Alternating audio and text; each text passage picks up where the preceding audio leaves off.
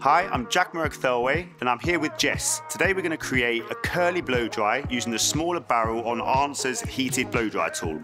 We need to make sure we're taking small sections. As we're using the smaller barrel, the hair is going to curl around a lot more, so we take smaller sections, making sure to fit all of the hair onto the barrel to get as much heat and as much penetration into the hair as possible. So I want as much volume in Jess's hair as possible. I also want the front section to sit away from the face. So I'm going to leave out this front small section, continue from the section behind with doing the bounce and curls, and then very final piece, we're going to do the fringe and bounce it back so it sits in, blends in, but we get the exact shape that we're looking for. So as you can see, we've got a small section here on Jess's hair. I'm going to start by taking the hair up to the ceiling. This way we get as much volume as possible. We get our brush right in at the root and do a twist. This gets our tension straight away. Start by pulling through the hair, nice and slow to make sure the heat is penetrating. As you can see, I'm holding onto the cold tip so my finger's not getting burnt and it's keeping it nice and safe. Make sure all the hair is wrapped in, then we start to roll. Take it right down to the root and hold it tight with a good tension to make sure that the heat is penetrating the hair. We hold this for about 15 to 20 seconds, should be a good amount of time for it to really get hot and set. Once we start to release this hair from the brush, a great idea is to roll it around your fingers like so and hold for again about 10 to 15 seconds to really let it set and get cold. This helps the hair to stay in shape, and then when we brush it out we get lots of curls.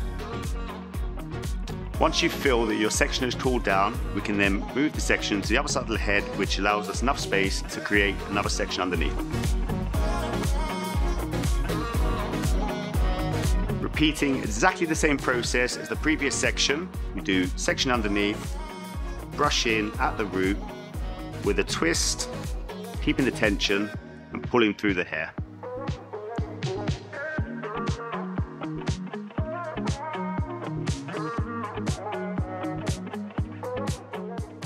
So the amount of sections we'll take on each part of the head really depends on the thickness of the hair. The thicker the hair, the smaller the sections, the more sections you'll need to take.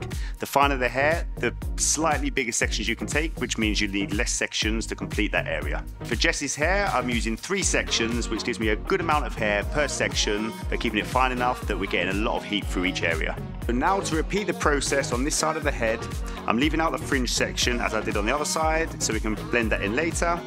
Taking small sections from the top of the head down to the top of the ear, creating the same curl, and then you'll see the finished result.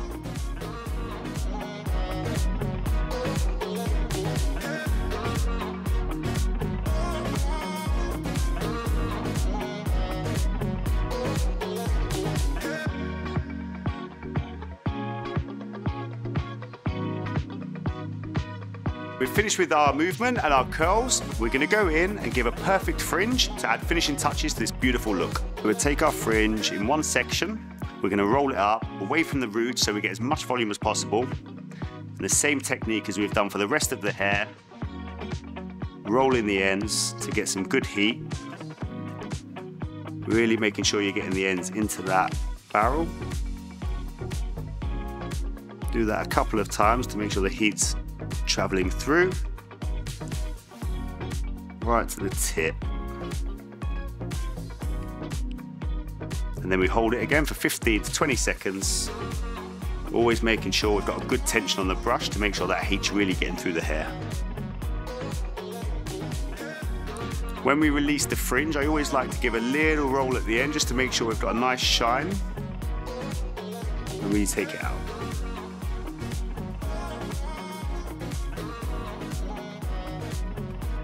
Now we're finished with our styling, we're going to flip the head upside down, give a really good shake and release those curls. So this is the finished look, the bouncy blow dry with ANSWR's small barreled heated tool. Hope you love it as much as we do.